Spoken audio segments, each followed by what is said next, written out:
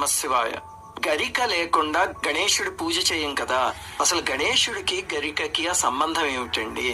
అలాగే ఆయన తలపైన చంద్రవంక ఉంటుంది, చేతిలో కమలాలు ఉంటాయి. ఏమిటివన్నీ అంటే వీటన్నిటి వివరాలు గణేశ పురాణంలో ఉన్నాయి.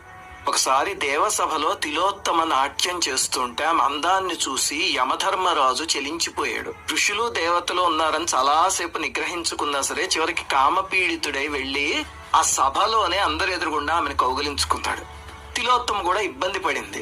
ఆయన అభాసుపాలయ్యాడు.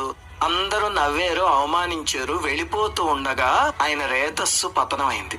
కామము అవమానము అవి రెండు కలగలిపిన క్షణంలో పడిన తేజస్సు కాబట్టి తామసిక రూపం ఉద్భవించింది. మండుతున్న జ్వాలలతో భయంకరమైన రాక్షస రూపంతో అనలాసురుడు అని ఒక రాక్షసుడు జన్మించాడు. పెద్దగా పెరిగిపోయి 3 లోకాల్ని బాధించటం మొదలుపెట్టాడు. హాయిగా సభలో నాట్యం చూస్తున్న వాళ్ళందరినీ పట్టుకుని చావబాదాడు. అందరూ తలో దిక్కుకి పారిపోయారు. అక్కడి నుంచి దేవతల్ని ఋషుల్ని ముప్పు తిప్పలు పెట్టి 3 చెరువుల నీళ్లు తాగించేశాడు. దాంతో దేవతలందరూ కలిసి త్రిమూర్తుల దగ్గరికి వెళ్తే త్రిమూర్తులేమో గణపతిని ప్రార్థించండి అని చెప్పారు. అప్పుడు గణపతిని ప్రార్థిస్తే స్వామి బాల రూపంలో దర్శనమిచ్చి నేను సంహరిస్తాను, మీరు నిశ్చింతగా ఉండండి అన్నాడు. తర్వాత గణపతి ఎంత ప్రయత్నించినా సరే అనలాసురుడు చావలేదు.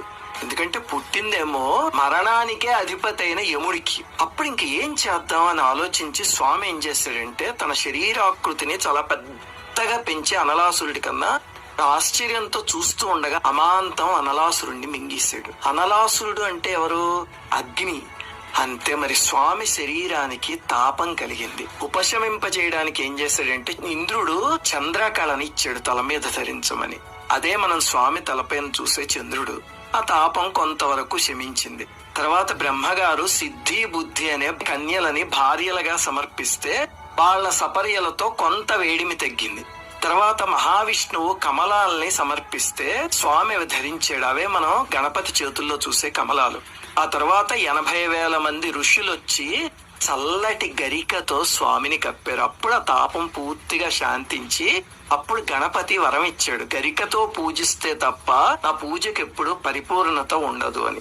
స్వామి పూజలో గరిక చాలా ముఖ్యం. 21 దూర్వాంకురాలతో పూజిస్తే 100 యజ్ఞాల కన్నా ఎక్కువ ఫలితం అని పురాణంలో చెప్పారు.